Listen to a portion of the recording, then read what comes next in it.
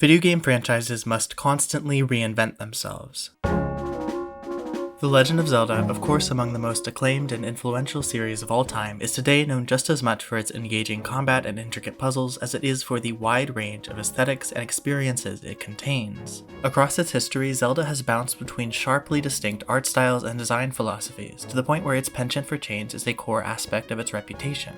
But it wasn't always this way. 20 years ago, the series was still very much riding the wake of 1998's Ocarina of Time. Much has been and will be written about the astonishing achievement that game represents. Largely considered, both then and now, among the greatest video games ever created, it would have been reasonable to expect Ocarina of Time to be Zelda Arrived. The ever-evolving gameplay and style of prior installments may have simply been growing pains that culminated in this one masterpiece. Thus, the long-term future of The Legend of Zelda may have been to iterate on and polish this universally beloved and specific experience and aesthetic. Only 4 years later, The Wind Waker proved all of those expectations short-sighted. Instead of the established darker hues and graphics that trended more towards realism than heavy stylization, Zelda's GameCube debut introduced an almost blindingly colorful and cel-shaded art style. It looks more like a cartoon than a traditional high fantasy setting. Now, this was controversial. Many were displeased with this new direction. And while today it is clear that these changes justified themselves, that the game as a whole has stood up well to the test of time and earned its spot among the pantheon of great Zelda titles, it is fair to wonder why Nintendo felt the need to fix what clearly was not broken. Why replace the open fields and grand castles of the N64's Hyrule with a vast ocean containing only a scattered and modest archipelago? It is, regardless of quality or execution, certainly an odd choice. What drove this tonal shift? Well, see, the old familiar Hyrule was not simply substituted for a brand new unconnected world. It was drowned. Not only is the setting of The Wind Waker brighter and more cheerful and at first glance perhaps more childish than its predecessors, it is also post-apocalyptic. It all takes place over the submerged ruins of a lost world, and specifically the lost world of the previous generation. Today, let's take a close look at The Wind Waker through the lens of it being a piece of post-apocalyptic fiction, what features make it so unique and remarkable, and also what messages it sends, both generally and about the idea of The Legend of Zelda itself. Welcome to Reconstructed.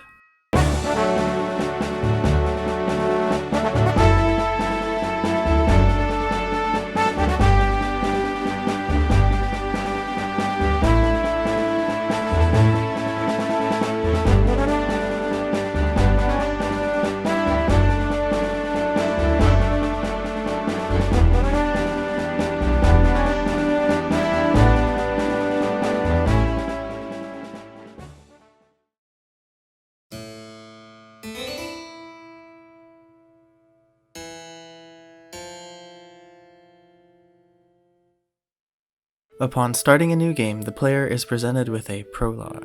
It establishes first that long ago, a boy dressed in green and labeled the hero of time vanquished some great evil, and last that in modern times it is tradition to dress boys in green when they come of age in the hope that they inherit the spirit of that legend. The specific reference to time travel clarifies that this is a retelling of the events of Ocarina of Time, and the last few lines are a simple setup for why, after all the centuries, we have a protagonist that looks so similar. Straightforward stuff. However, the middle section of the prologue tells an unfamiliar and much darker story. The boy's tale was passed down through generations until it became legend. But then, a day came where a fell wind began to blow across the kingdom. The great evil that all thought had been forever sealed away by the hero once again crept forth from the depths of the earth, eager to resume its dark designs. The people believed that the hero of time would once again come to save them, but the hero did not appear. Faced by an onslaught of evil, the people could do nothing but appeal to the gods. In their last hour, as doom drew nigh, they left their future in the hands of fate. What became of that kingdom? None remain who know. So right off the bat, the game setting is characterized as taking place long after the downfall of a different civilization. This fact is not left to subtle clues or a third act reveal, but rather centered immediately. It is the core of what the player must understand about this land, or lack thereof. We also, though less transparently, learn about why it was that Hyrule fell. The people placed all of their hope on the shoulders of a single hero, specifically the hero of time, and clearly that strategy ultimately failed. In the first scene in The Wind Waker, a boy dressed in blue is awoken by his peppy little sister Errol. She informs him, to his relative indifference, that today is his birthday and that their grandmother is waiting for him. This is our protagonist. While the player can name him whatever they choose, which I do think is an important wrinkle to the character's presentation, I will of course be referring to him as Link. And it doesn't take long for this Link to resemble the heroes of Zelda games past, as his sweet old grandmother gives him the iconic green tunic and strangely pointy hat. Not long after, he and his sister witness the strange scene of a girl being carried in the talons of a massive bird which is chased by a pirate ship. A cannonball finds its mark, loosening the bird's grip and allowing the girl to fall into the dangerous forests on the island's cliff tops. At Errol's insistence, Link locates a small sword and sets off to find and rescue her. Now, before we get to what happens next, I want to describe how this Link has been depicted so far. Rather than a future hero uniquely destined for greatness, he seems, simply put, normal. It is clear that the island's coming-of-age traditions are something he puts up with rather than being excited for. He had to be reminded that it was his birthday at all, and when receiving the clothes from his grandma, he grimaces and seems generally uncomfortable with the whole deal. Grandma assures him that he is only supposed to wear the clothes for a single day and that in these peaceful times this ceremony is purely symbolic. He also doesn't appear to express any particular natural aptitude for sword fighting, nor was he ever expected to learn to fight at all. Essentially, were it not for the girl falling out of the sky, Link would have returned to his slow and simple island lifestyle the next day, and as far as we can tell would have been perfectly content with that outcome. This is a substantial departure from the characterization of the Link from Ocarina of Time and Majora's Mask. That hero was always different from those around him, a human boy living among the ever-young, elf-like Kokiri, but destined to grow old himself, and eventually filling a role in a prophecy that he alone could have filled. This Link's childhood was largely defined by loneliness and a wanting of something more, while in contrast the Wind Waker's protagonist has been surrounded by a warm community in which he clearly belongs and seems happy with his life the way it is before the events of the story. He feels indifferent at best to this role of the hero. But what he does care about is his family. Link is clearly shown to have a very close and affectionate relationship with his sister and grandmother. What he does is done for them.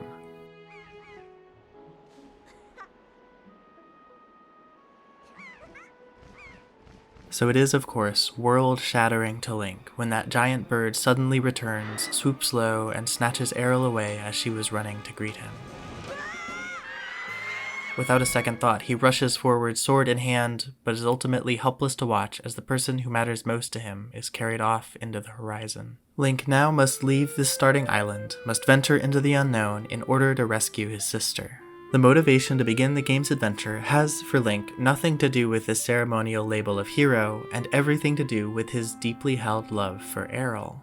His grandmother is equally devastated, of course, and doesn't want Link to put himself in danger, but with reluctance gives him the family shield with the understanding that this is something he must do, that despite his young age and inexperience, he represents the greatest possible chance to get Errol to safety. So Link is now determined to set out from Outset Island, but he's going to need some help.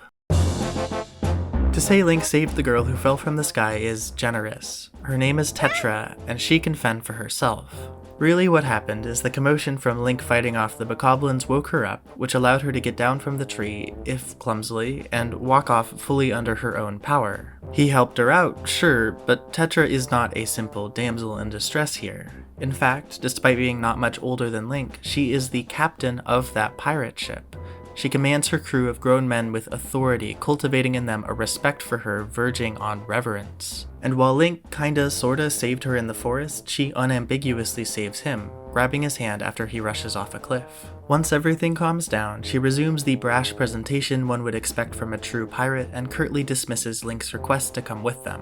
However, Tetra's harsh exterior does soften when she is made to realize that Errol was kidnapped not by random chance, but due to their resemblance for one another. Thus, she eventually does agree to help Link in his rescue mission. Her perspective changed when she understood that she holds some responsibility for what happened. Remember that for later. The scene of the pirate ship setting out further emphasizes what is truly important to Link. He is clearly both saddened and nervous to leave his island behind.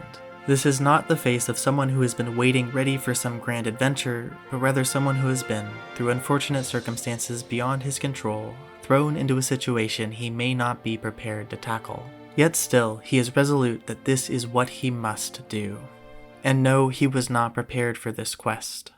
The next section of the game takes place in the Forsaken Fortress, a cursed structure rising dark and jagged from the waves where it is rumored that girls with pointy ears from all across the sea are being held captive. The player's time in the fortress is defined by feelings of futility and powerlessness. Immediately after the pirates unceremoniously catapult Link over the walls, he loses his sword, his single method of combat, and falls down far from where it lands. Here, the gameplay begins its work to enhance the narrative, to help bridge the often lengthy gaps between cutscenes or sections of dialogue. Instead of being able to aggressively charge the fortress, slashing down any enemies in the way, the player must sneak gracelessly around in a barrel. Unable to fight directly, Link has no choice but to slowly work his way upward only through evasion of the searchlights and larger foes. It is easy here to get caught and sent far backwards, repeatedly resetting the player's progress. We are not explicitly told or shown Link's emotions during this section, but we still know what he must be feeling. The frustration of having such a limited toolset and the helplessness of feeling so small in the face of a goal that, as it stands, feels next to impossible. With cunning and perseverance though, you can reclaim your sword, start fighting off enemies, and find your way to the cell Aryll is being kept in. But as soon as Link waves to his sister, he is effortlessly captured by that giant bird who flies him up to the fortress's summit, on which stands a tall, mysterious, intimidating robed figure.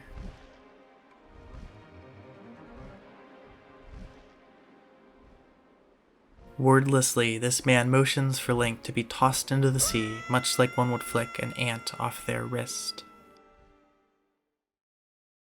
Link wasn't ready, we weren't ready. While it's nice to know that Aryll is safe for now, the mission was a stark failure. Link fought as bravely as he could, but ultimately had no real chance of succeeding here, not so inexperienced and not so alone. Of course though, all is not lost. He is picked up by a sentient boat with the face of a dragon and taken to the shore of a different island.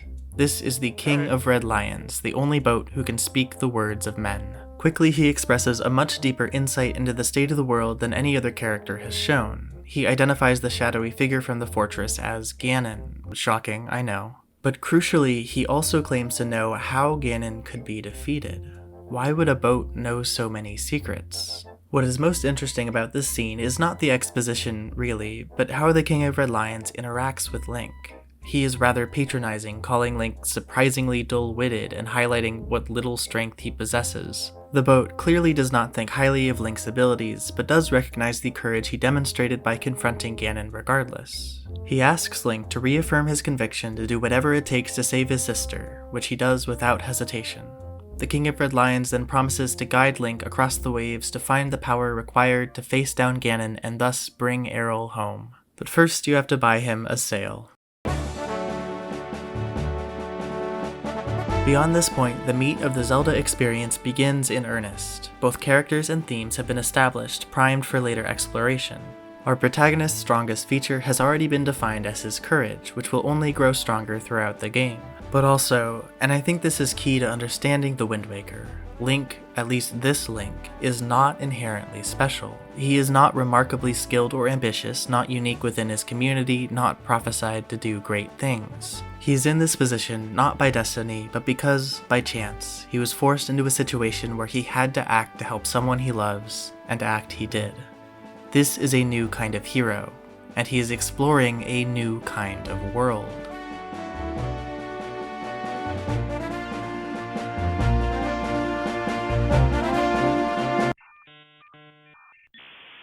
In the year 2000, Nintendo played a video at their now discontinued trade show, Space World, that would curse the reputation of the yet unannounced Wind Waker for years to come. It was simply a tech demo showing off the graphical power of the GameCube, never intended to represent any future product. The video depicts a brief fight between Link and Ganondorf and utilizes the character designs and general art style present in Ocarina of Time. No amount of explicit confirmation that this was not a real game could have prevented Zelda fans at the time from fervently believing that this was what the future of the franchise would look like. Ocarina of Time was always going to be an incredibly tough act to follow. the scope and polish it achieved was realistically unmatchable on its own console. Majora's Mask, the other Nintendo 64 Zelda title, had a brutally short production cycle, reused plenty of assets, and ultimately had a good deal less content than its predecessor. And while it faced some criticism at the time, most understood that an adventure to surpass OOT was never in the cards that time. The first Zelda game on the next, much more powerful console would inevitably bear the full brunt of those sky-high expectations. Especially with the Space World demo in mind, people wanted another Ocarina of Time, but bigger and better, darker and more mature. When the trailer for The Wind Waker was finally revealed, huge portions of the fanbase rejected it outright, decrying Nintendo's decision to make a kiddie-looking game as an unforgivable error. However, I believe that The Wind Waker's huge shift in art direction was not a result of being deaf to its expectations, but rather being acutely aware of them. The passing of the torch from generation to generation is a major theme of its story, one that pops up over and over across the archipelago. There is a message here to be unraveled and rewoven. So let's talk about the Great Sea.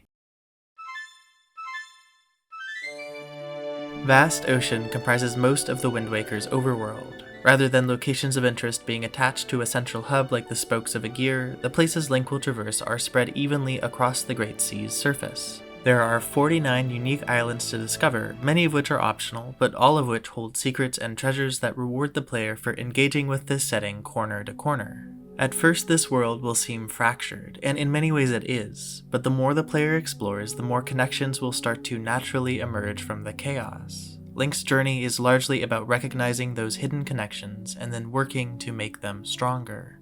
But I'm getting ahead of myself. Let's rewind back to Outset Island, our starting location and where Link was born.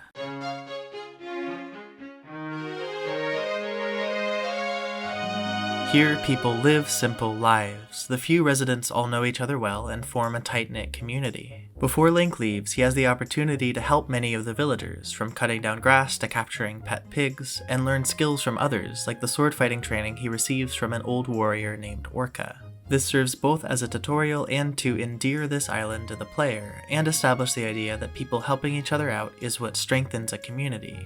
But the people of Outset Island are also stuck in their ways. They are completely accustomed to peace and have largely forgotten the purpose behind their traditions. Thus, they are entirely unequipped to respond when a tragedy does occur.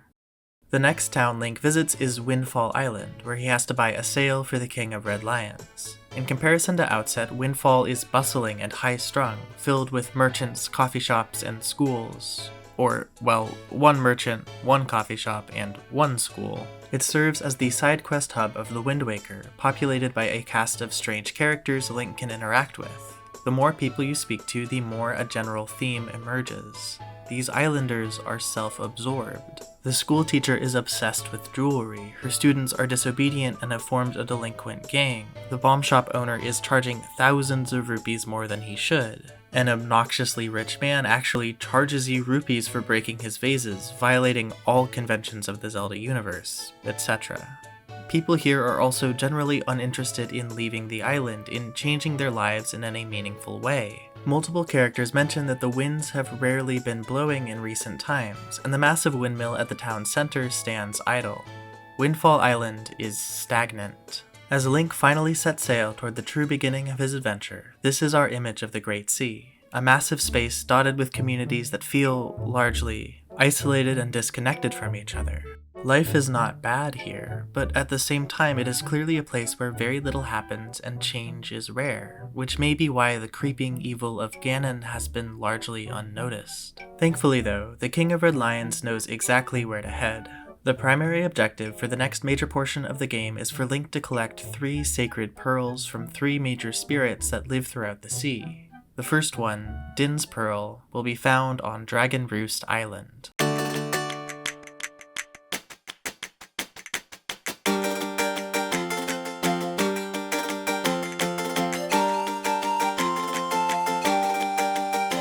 Dragon Roost is home to the Rito tribe, a species of bird people whose primary occupation is to deliver mail all across the Great Sea. On the island's peak roosts, naturally, a dragon. This is Valoo, the spirit of the skies, and it is he who grants the Rito the power of flight. As Link arrives, the chieftain greets him warmly and expresses a desire to help Link rescue his sister, were they not experiencing their own crisis as well. Valoo, a typically peaceful deity, is on a rampage and no one can approach him. To make matters worse, the only member of the tribe capable of communicating with him recently passed away. The chieftain is essentially useless here, offering no real ideas as to what is causing this issue or how to fix it. Instead, the task of calming Valoo down and returning their society to normal ends up falling to Link and 2 younger members of the tribe. First, we have Medli, a young girl who was training to be the next attendant to Valoo, learning how to comprehend the spirit's archaic language. While she had not yet completed her training when her mentor died, she remains confident that she can at least help in some way. With Link's assistance, she uses her admittedly limited flying abilities to sneak up into the cavern that leads to Valoo. Prince Komali, on the other hand, lacks Medli's hope and optimism. He is just old enough to receive his wings, but overwhelmed by the idea that Valoo may never calm down and he will be stuck on the ground forever. Furthermore, he is the grandson of the deceased attendant, and the two seemingly had a close relationship. He is convinced that his grandmother was the only person who could have solved this problem and refuses to listen to his father's platitudes of encouragement. Also, he is holding Din's pearl, the whole reason Link came to this island. The only way forward is for Link to prove his worth and earn Komali's trust. This is your motivation for conquering Dragon Roost Cavern, the first true dungeon of the game.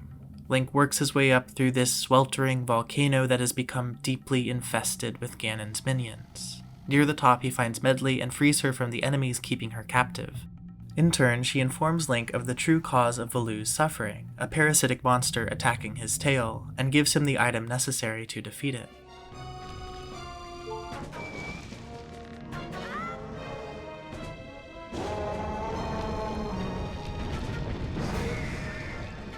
Upon succeeding, the skies around the mountain clear, and Komali, inspired by his courage, gives Link Din's pearl.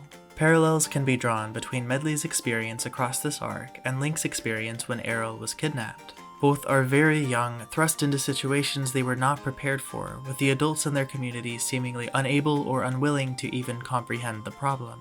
And yet, by remaining steadfast in their courage and using what limited skills they do have, they are able to bring about meaningful change. In this case, they effectively save the Rito civilization. Neither Link nor Medli could have achieved this alone, but by combining their strengths and staying brave in the face of adversity, this younger generation was able to correct the oversights of the old one. And courage can snowball, as shown by Komali's newfound belief in himself after watching Link achieve what he thought impossible. Much later in the game, Komali is shown to have earned his wings.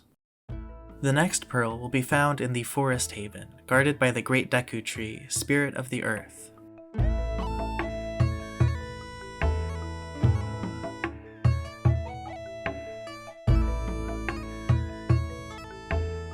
After clearing the monsters that had gathered in the sanctuary, Link earns the trust of the Deku Tree and is allowed to meet the adorable forest spirits called Koroks. Luckily, he is just in time to witness an important ceremony to be performed that night, except that we immediately learn that one of the Koroks necessary for said ceremony has fallen into the Forbidden Woods and needs rescuing. Coincidental timings all around here. In order to access the very straightforwardly named Forbidden Woods, Link is given the Deku Leaf, which allows him to glide long distances. This is a strong example of how the traditional Zelda framework of gaining more and more key items as you progress can work in tandem with the story. The player is rewarded for helping the forest community with an item that then allows them to explore the area further and understand it on a deeper level. This also applies to Medli giving Link the grappling hook in Dragon Roost Cavern, which is then used to defeat the dungeon's boss. Every time you use the grappling hook throughout your travels, you will be subtly reminded of saving Valoo, and every time you glide across gaps with the Deku Leaf, you will be reminded of helping the Koroks. So Link once again uses his courage to descend into the depths of the overgrown, rotting husk of a dead tree that is the Forbidden Woods. He kills the massive carnivorous plant at its core, freeing the lost Korok. Or, well, it looks like a carnivorous plant, right? But he was trying to eat a Korok, which are also plants, or are they? Lore question, so the Koroks are descended from the very human-like Kokiri, right? So is their biology actually still similar to people and they just look like plants, or did they actually change their cell type? can or cannot the Koroks photosynthesize? Never mind. Anyway, this specific Korok you save is named Makar, and he is actually a very talented violinist. He leads the music of the pleasant, bouncy Korok ceremony whose purpose is revealed to be reforestation. The Deku Tree and the Koroks disperse seeds across the Great Sea in the hope that they will create new forests which will eventually bridge the gaps between islands, creating a more connected world. Monsters were attacking the Deku Tree specifically because Ganon wishes to stop this reforestation effort for mysterious reasons. In helping the Forest Haven, Link enables them to continue their mission of building a new world. Without his courage, the Great Sea's communities would be further isolated. This applies to his efforts back at Dragon Roost as well. The Rito are the postmen of this world, the only way for islands to easily communicate. Had they lost their flight, that would have spelled further isolation and stagnancy. The final pearl is supposed to be found on Great Fish Isle, held by the spirit of the water, Jaboon. However, as you sail close, you find that the spirit is nowhere to be found and the island itself has been torn from the earth.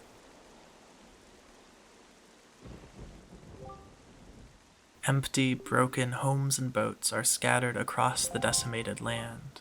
Clearly this is somewhere that people used to live and thrive, but never for the remainder of the game do we meet any survivors of this attack.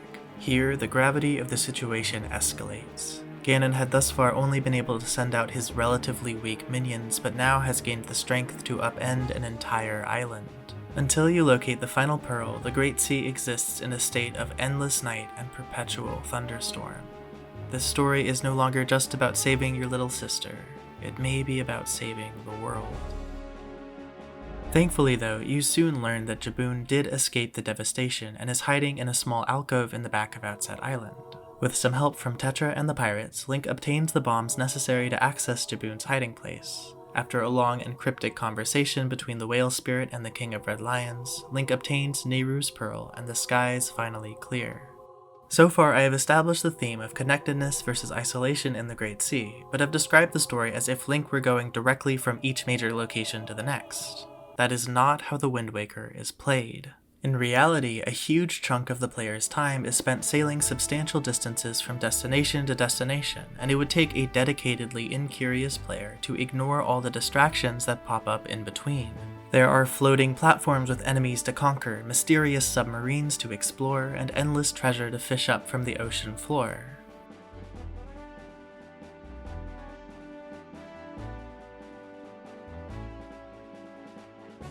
But more significantly, there are plenty of intriguing smaller islands to discover along your way, all with their own charm. When you first obtain the sea chart, the sheer amount of unknown areas can be intimidating, but simply by exploring what catches your eye, the map begins to fill out, a fractured world slowly but surely becoming comprehensible. This exploration is made possible by the titular item, the Wind Waker. It is a conductor's baton that allows Link to change the direction of the wind with a simple tune. Whenever you need the King of Red Lions to sail in a specific direction, you must play the Wind's Requiem, which I admit gets a bit tedious perhaps, but its constant recurrence drives home the deep importance of this action. The winds allow you to see the world, and you now control the winds.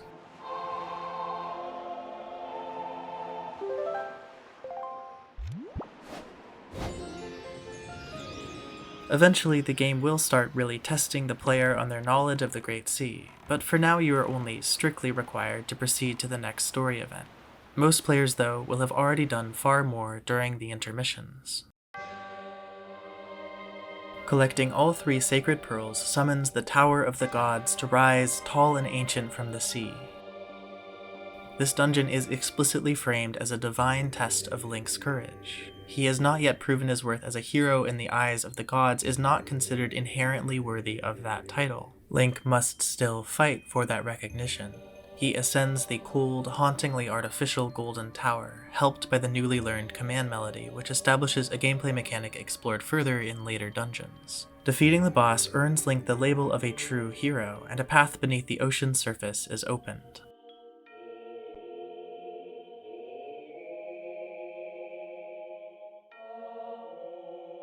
Link and the King of Red Lions dive beneath the waves, where they find, colorless and frozen in time, Hyrule Castle.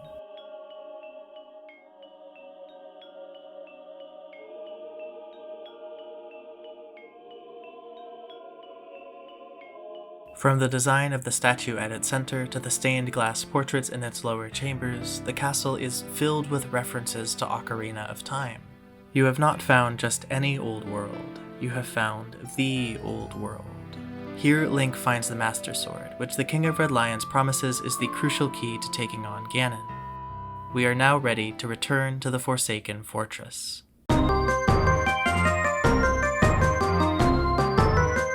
It is a testament to just how far you have come as a player, and therefore how far Link has come as a character, just how powerful you feel in your second attempt to rescue Errol. Enemies that once felt invincible fall easily, and sections that last time required slow, cautious stealth can now be tackled head-on with aggression and confidence.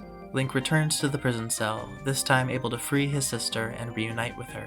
The giant bird swoops down once again, but now you are ready, now you are strong enough. It is incredibly cathartic to fight and defeat this horrible bird that once tossed you away like an insect, that once kidnapped the person you love the most.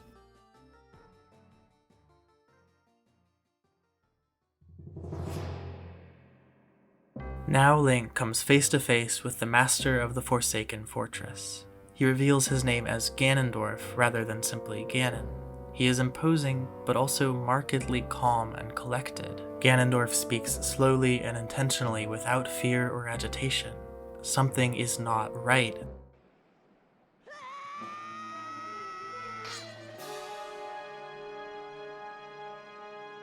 The Master Sword, Ganondorf reveals with a smile, has lost its power. It is, as it stands, worthless against him. As he prepares to strike Link down, Tetra appears from the balcony to distract him just in time.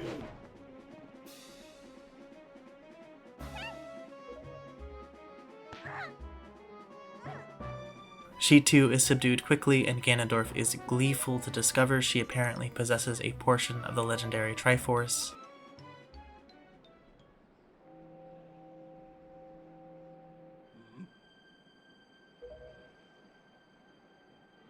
But yet more help was on the way. Valoo and a group of Rito led by a flighted Komali appear in order to rescue both Link and Tetra and burn down Ganondorf's headquarters.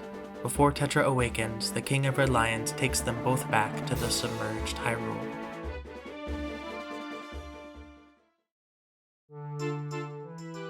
Back in 2001, the immediate reaction to the Wind Waker's announcement was a fear that Nintendo was trying to turn Zelda into something only for kids, something that lacked maturity.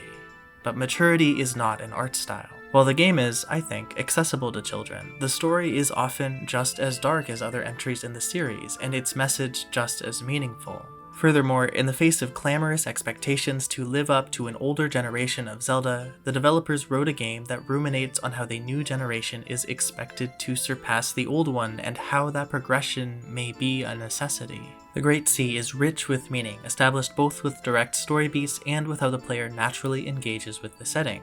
Themes of courage, connection, isolation, and teamwork are diffused across this ocean and its many islands, all tracing back to the idea of how to build a new world over the ruins of the old one.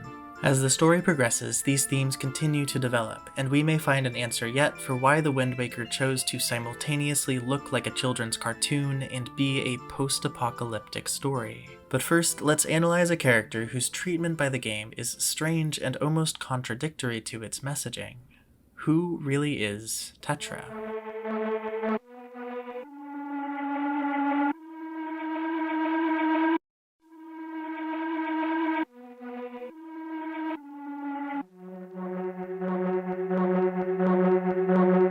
Well, first of all, Tetra is a certified badass.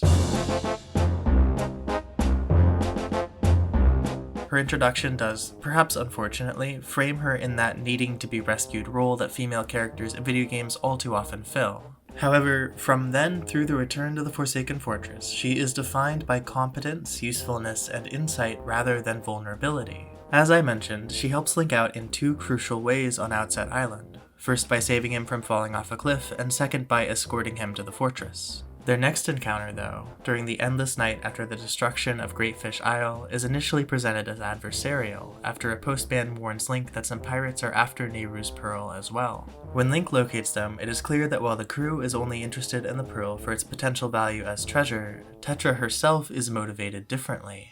She was disturbed by witnessing what happened at Greatfish Isle, and fears the same may happen to Outset if they don't act immediately. Despite her men's pleas for a single night off, she demands they set sail again as soon as the ship is loaded up, until she spots Link eavesdropping, that is. This is Tetra's first confirmation that Link is safe since they were separated, and, with a wink, changes her tune completely, now telling her crew they can depart in the morning instead. This gives Link the opportunity to obtain the bombs from their ship, and, soon after, obtain Nehru's Pearl. Tetra outwardly presents her motivations as selfish or generally pirate-like, but the player is shown enough here to know that her concern is in reality altruistic. As soon as she learns that Link is alive, which means that the responsibility of saving Outset is not entirely on her, she willingly gives up the chance to acquire an incredible treasure simply because she knows it is better off in Link's hands. This pattern of Tetra providing vital help to the main quest continues in the Return to the Forsaken Fortress. While Link did well to clear the enemies, it is she and the pirates who get the prison cell open and who lure the giant bird away to buy time. And then, of course, Tetra directly saves Link's life again by fearlessly attacking Ganondorf at the perfect moment, even though she stood no real chance of harming him. If anyone's counting, that is 5 distinct times that Tetra's help was necessary for Link's continued success. Her cleverness and sense of responsibility are key to the flow of the Wind Waker's first half. Why then is she virtually absent from its second? Why is she suddenly reduced to irrelevance until the game's final moments? So, during the return to the submerged Hyrule, a lot is made clear. The King of Red Lions reveals his identity as the spirit of this land's ancient king, Daphnes no Hansen Hyrule. Now, all of his in-depth knowledge of how to defeat Ganondorf and his personal relationship with the sea's greatest spirits makes sense. He is of the old world. He has seen all this before. Daphnes then explains Hyrule's fate. With Ganon threatening to destroy the kingdom entirely and his own power ineffectual, he saw no choice but to appeal to the gods. Instead of smiting Ganon, the gods flooded all of Hyrule, leaving it in stasis indefinitely, and directed certain people to flee to the mountaintops, the descendants of whom form the extant communities of the Great Sea. The old king then summons Tetra to him, and, while she stands wide-eyed and speechless, declares her to be Princess Zelda, heir to the Triforce of Wisdom. He says to her, "You too must abide by the laws of the past, and so the time has come for me to teach you the fate into which you were born, the very reason that you live."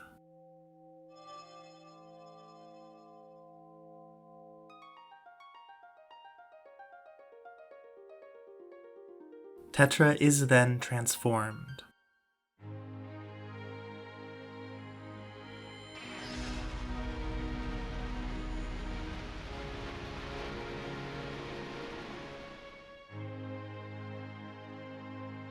Her functional pirate clothing is suddenly replaced by a long, flowing pink dress. Her hair is let down, now adorned by an elaborate tiara. Her skin, presumably tanned from years of working outside, is noticeably lightened. Daphnes just used the power of the Triforce to erase Tetra's identity. He refers to her only as Zelda for the rest of the game and fixates heavily on how it is her fate to fulfill this specific purpose. Finally, he decides that because her identity is known to Ganondorf, it is far too dangerous for her to return to the surface, and instructs her to stay locked in this chamber indefinitely. Throughout this scene, Tetra expresses neither joy nor clarity at the king's revelations. She does not openly embrace this new role or name, but rather seems confused and uncertain about the whole situation. And then you leave her behind.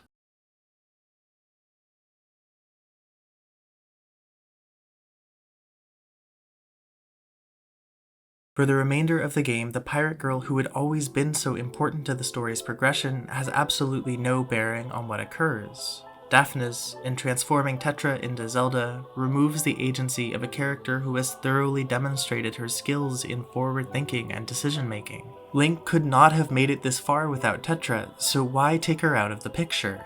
The answer, I think, lies in how differently the king perceives Link and Tetra.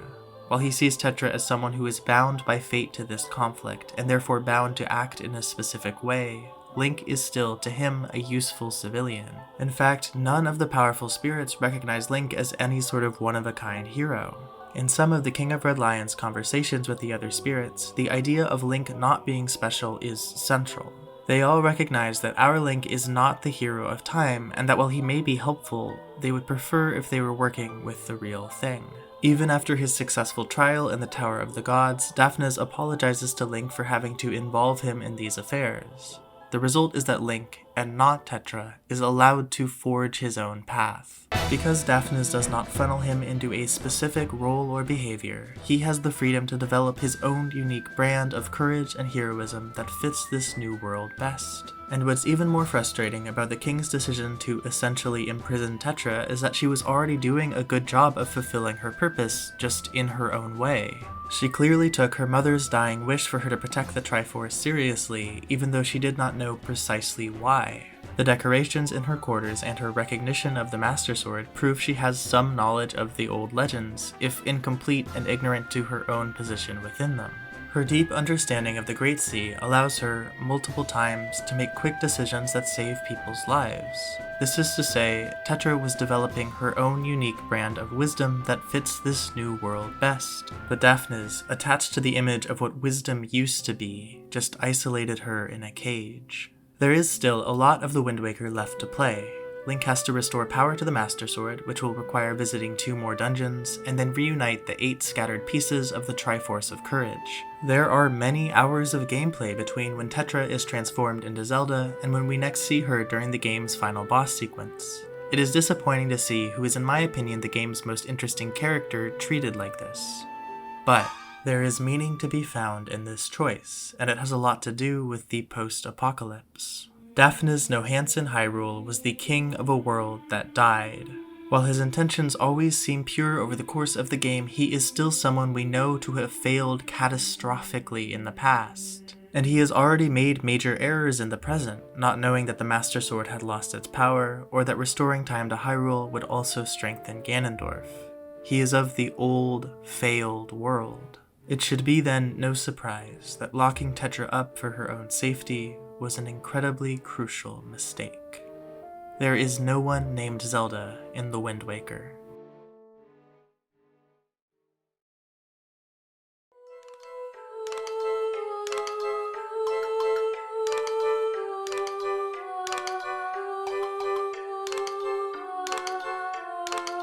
Link's return to the Forsaken Fortress was only as successful as it was because of the help of others. But the fact that help arrived was not lucky or coincidental, but rather a direct result of Link's actions during the first half of the story. His very first act of courage in the game was to try to help Tetra, and of course he spent a lot of time fixing the crisis on Dragon Roost Island. Only because he helped them were they even able to help him later. Over time, Link's courage strengthens not only him, but the community as a whole, and it is the teamwork of the whole community that in the end makes the difference. These major themes of courage and teamwork are not simply plastered onto the game's cutscenes, but are consistently performed by the player as they progress through it. Link's courage is, really, the player's courage. While there are certainly much scarier games out there, the experience of completing The Wind Waker is fairly stressful. The scope of its world, the size and power of its bosses, the depths of its dungeons are all quite intimidating. Pushing to the end takes real effort and, to some extent, courage. Most of the gameplay is then a straightforward expression of that sense of bravery and perseverance, solving tricky puzzle rooms and slashing down monsters with various weapons and items. There is one particular item that works wonderfully to further marry the themes of the narrative with the player's actual actions: the Wind Waker itself. I already mentioned the Wind's Requiem, but there are other songs as well, which allow Link to fast travel across the Great Sea or change the time of day, for example. The one I really want to examine though is the Command Melody, which translates the teamwork so valued in the storyline into a gameplay mechanic. The song is first used in the Tower of the Gods, where Link controls these ambiguously sentient totems, guiding them from room to room.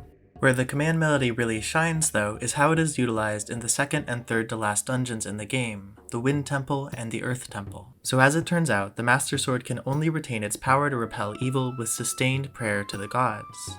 These two temples housed sages who served that purpose of offering constant prayer, but over the centuries their power waned until they were eventually killed by Ganon's revived forces. Link then must locate 2 new sages to return the sword's power, and fittingly it is 2 characters he aided early in the game that are perfect for those roles. Medley, and Makar. The gameplay of the Earth and Wind Temples revolves around using the command melody to switch the player's control between Link and his companion.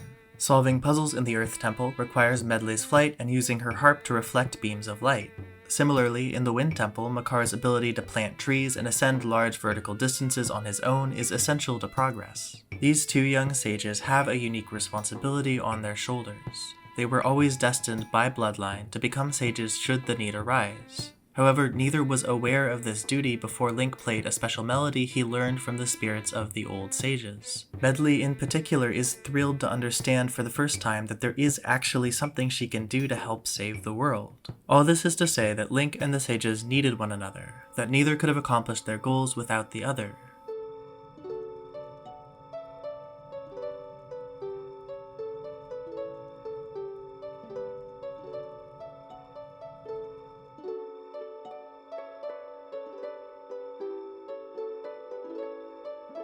The command melody then embodies that connection through gameplay. It clarifies that there are uniquely talented people who have a responsibility to change the world for the better, but that they are lost without the courage that inspires them, that conducts them, into reaching their full potential.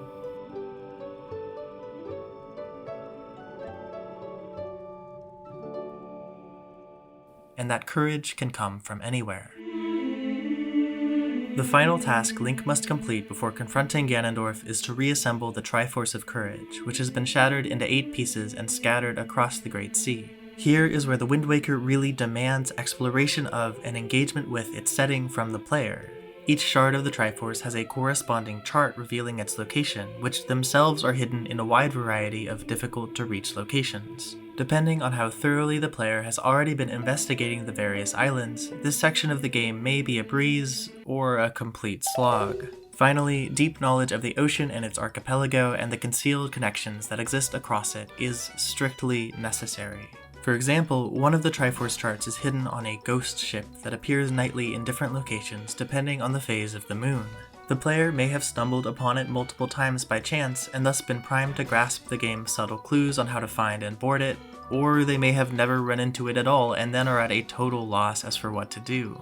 Many have, fairly, criticized the Triforce chart quest, and it is often seen as a blemish on the Wind Waker designed only to pad its length. However, regardless of its execution or fairness to the player, this section is key to developing the game's themes, particularly the importance of community to forging a better world. One of the Triforce charts is found in the basement of a cabana on a private island. Link doesn't access it by simply breaking in like many other games would have him do, but rather obtains the deed to the house from its owner, who turns out to be the school teacher from Windfall Island who will trade it for a handful of easy-to-find collectibles, saying she has been wanting to dedicate more time to her teaching anyway. How easy quests like this are to solve depends entirely on the player's familiarity with the ocean and its islands, and they often resolve with self-improvement from the side character, such as this teacher deciding on a less self-absorbed lifestyle.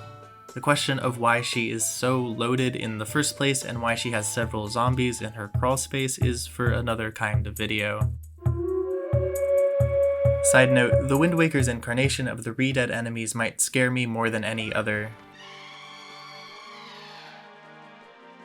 That scream is chilling. Anyway, there are a wealth of examples, some optional and some not, of how exploring the sea and finding new connections strengthens a community and then rewards Link with various upgrades. Zunari is a lonely merchant who just arrived on Windfall and initially has nothing to sell, but by following a trading sequence across several islands you can provide him a wide variety of wares, and only then can Link obtain the magic armor. Link can bring water from the forest haven to struggling saplings on a dozen or so islands, allowing them to grow strong and continue the Deku Tree's reforestation efforts. Freeing Tingle from prison was a mistake, like from an ethical standpoint. But this supposed good deed ends up helping down the line when Link needs Tingle's expertise to decode the Triforce charts. Helping your grandma overcome her loneliness rewards you with easily the best healing item in the game. Eventually you can restart Windfall Island's windmill, returning a sense of energy to the island and receiving a heart piece. The more of these side quests the player performs, the more powerful Link will be by the end of the game. Collecting the scattered pieces of the Triforce is then a natural extension of that theme. The strength to challenge Ganondorf does not come from Link alone. It comes from everyone. Okay, let's double back for a second and talk about the old sages, the ones who died before the events of the game. their names are Laruto and Fado, and they are both from groups of people that no longer exist. They are from the Zora and Kokiri tribes respectively, races that were prevalent in Ocarina of Time but are nowhere to be found in the Wind Waker. Both do still have living descendants because their tribes evolved over countless generations toward a markedly different physical appearance more suited to this different world. The Zora became the Rito, and the Kokiri became the Koroks. The Earth Temple itself must have changed dramatically over the years as well. It is a cold, foggy, grey, and haunted place filled with undead enemies that have made themselves so at home that it's hard to imagine what it looked like before their arrival. Its puzzles are themed around reflecting beams of light rather than anything to do with Earth. The Earth Temple is my personal favorite dungeon in the game and achieves a distinctive and memorable atmosphere that has almost nothing to do with its name. This is an entirely different place now than what the Zora Sage was tasked with protecting. In the context of the narrative, I think Laruto and Fado ended up failing in their roles not because they did anything wrong, but because they were from the distant past. Their cultures and their responsibilities have been transformed by time to be nearly unrecognizable. Medley and Makar can succeed because they are from the current living world, not the old, frozen one hidden beneath it. The King of Red Lions is also from that frozen world, and he too is unfit for the current one. Almost immediately after leaving Tetra in the castle, he remarks with surprise and unease that the Forsaken Fortress has been abandoned and Ganondorf is nowhere to be found. When Link finally returns to Hyrule, Tetra has, of course, already been captured. Ganondorf's disembodied voice mocks them. As soon as his powers returned, the castle was no longer the safe haven the king believed it to be. His decision only brought Ganondorf closer to success. Despite all his wisdom and status, Daphnes made several crucial misjudgments throughout the game. His breadth of knowledge was essential to progress, but when it came to strategic choices, he repeatedly failed precisely because of how outdated his understanding of the world is. The Wind Waker is, again, a post-apocalyptic story. The threat that its main antagonist represents is history repeating itself. The solution to the game must then be about how to avoid the mistakes of the past. What the King's failure shows us is that while the old world may have plenty to teach you, you cannot let it lead you. Now it is finally time for the final battle.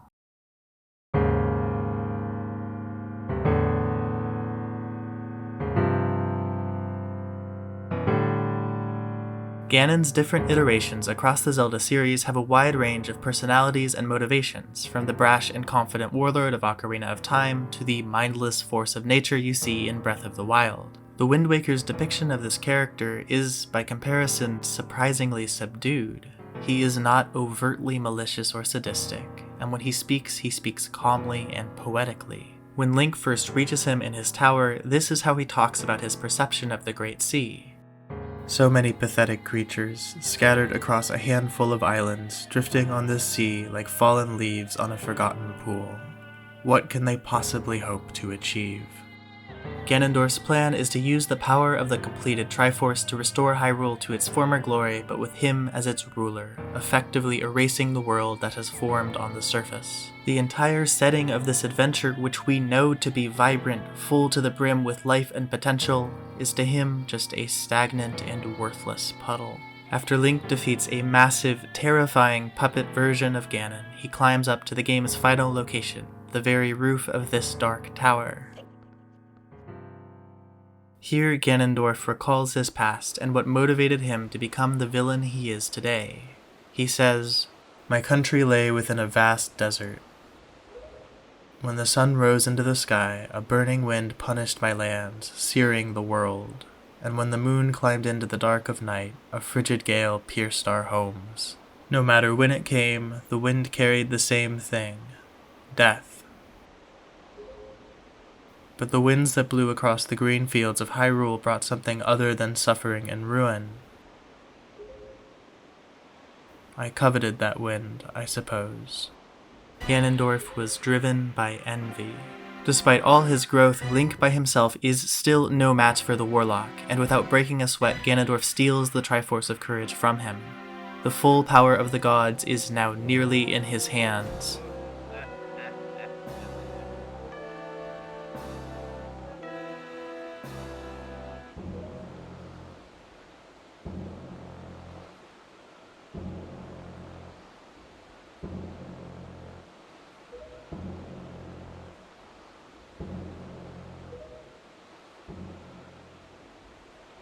Out of nowhere though, the King of Red Lions appears and manages to touch the Triforce first.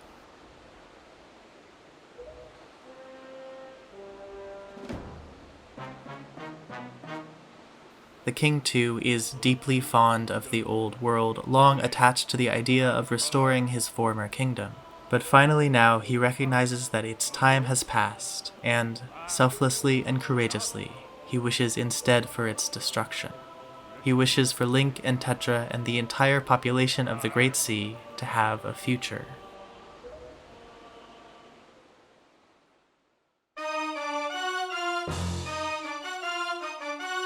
His plan now in ruins, Ganondorf finally lashes out with his full strength. We already know that he sees the Great Sea and its people as entirely without value, so with the ocean raining down, he can, if nothing else, seek to prove himself right and Daphne's wrong by striking down this new world's princess and hero. But Tetra has finally awoken, and while neither she nor Link could stand against him alone, by working together, and only by working together, they succeed in bringing Ganondorf to his knees and delivering the killing blow.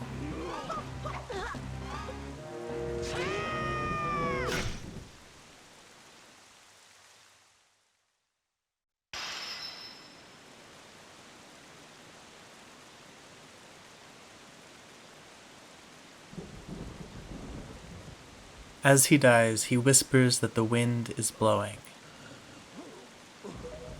This final line, paired with him turning to stone, is haunting.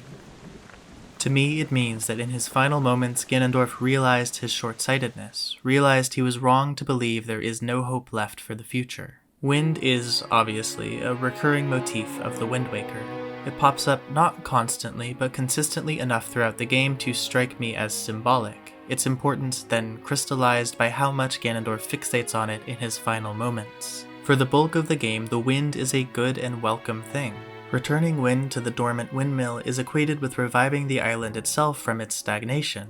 The multiple ways in which Link learns to control the wind, to constantly put it behind his sail or lift him across the sea, are the mandatory first step toward every good deed he accomplishes. So the wind could represent hope. Ganondorf's last words could be him understanding that there is hope left in this world he viewed as worthless. But actually it can't be that simple, because Ganondorf clearly stated that to him, wind did not mean hope. It meant death. How could one thing represent both hope and death? Really, Ganondorf was correct that there is nothing worthwhile in the Great Sea, at least for him. He is a member of the Gerudo tribe. While all the other races present in Ocarina of Time exist in some form in the Wind Waker, there is no trace of his people. And with how he relates his backstory, you begin to have some sympathy for him. His kingdom was being destroyed before his eyes. Something needed to be done.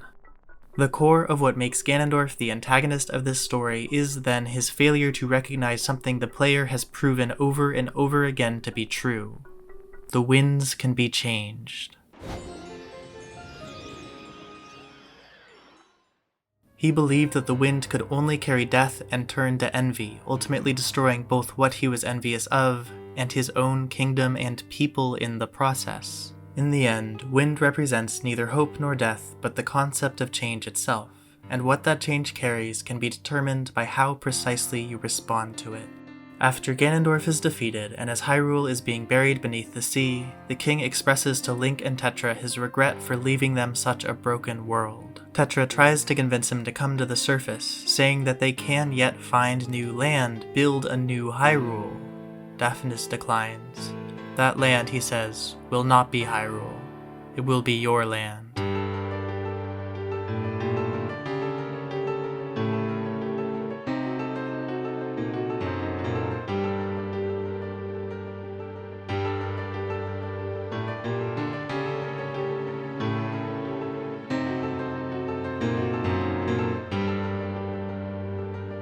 He stays behind to drown alongside his world.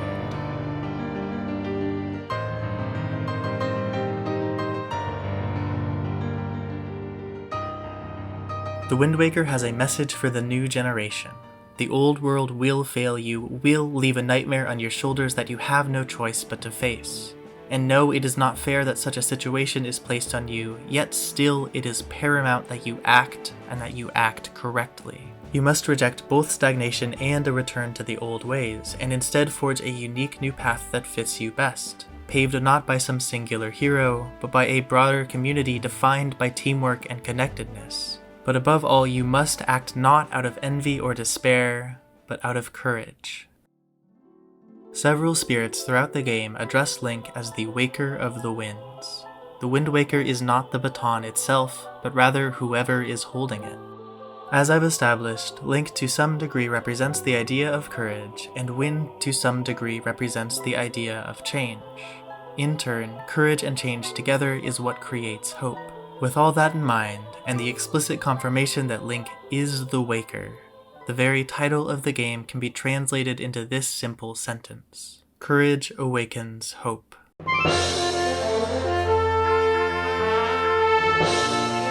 Before the credits roll, we see Link and Tetra returning to the surface. Tetra is of course back to her old clothing, as the world that called her Zelda is now dead.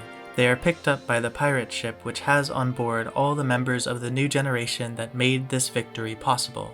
Sometime later, they are ready to set out again in search of that new world. The wind fills their sails and they are off, looking nowhere but forward.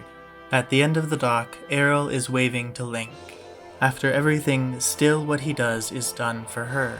If it is courage that awakens hope, what awakens courage is love.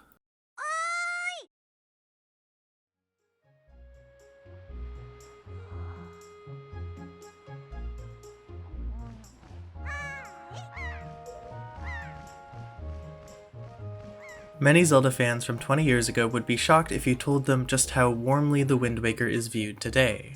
It is among the most critically acclaimed entries in the series, and even regularly makes appearances on lists of the greatest games ever made, period.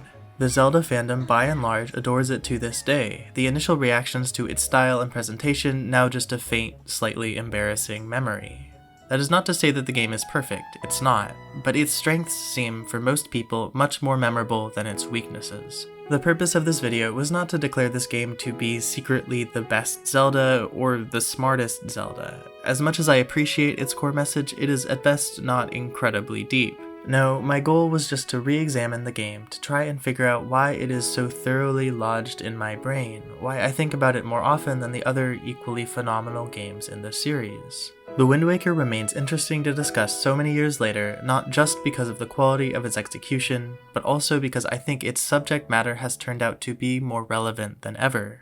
While Majora's Mask is about an impending apocalypse, The Wind Waker is about the long-term aftermath of one.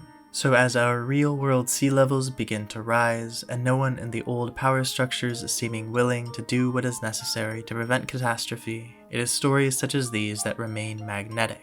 The advice they impart feels more and more prescient. Humans in the 21st century are staring down the barrel of a climate apocalypse that feels more and more inevitable each passing day.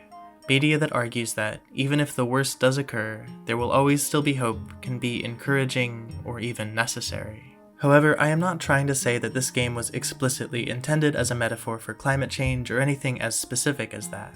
The drowning of Hyrule is much more likely an allusion to the classic flood myth than a prediction. And yet, all the pieces are there if you look for them.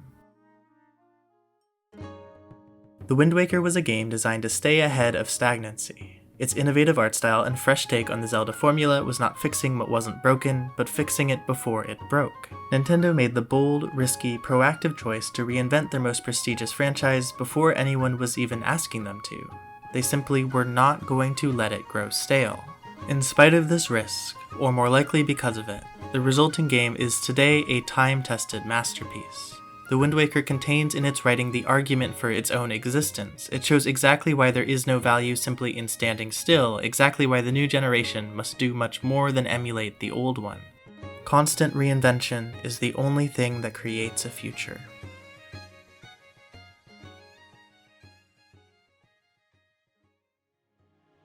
Hey, thanks so much for watching to the end. This was an episode of Reconstructed, my series of literary analysis / love letters to my favorite media. I'm going to keep making these for a long time, so please do like and subscribe to see more and help the video reach a wider audience. The best way to help me out is to share the video around on Reddit, Twitter, Discord, etc.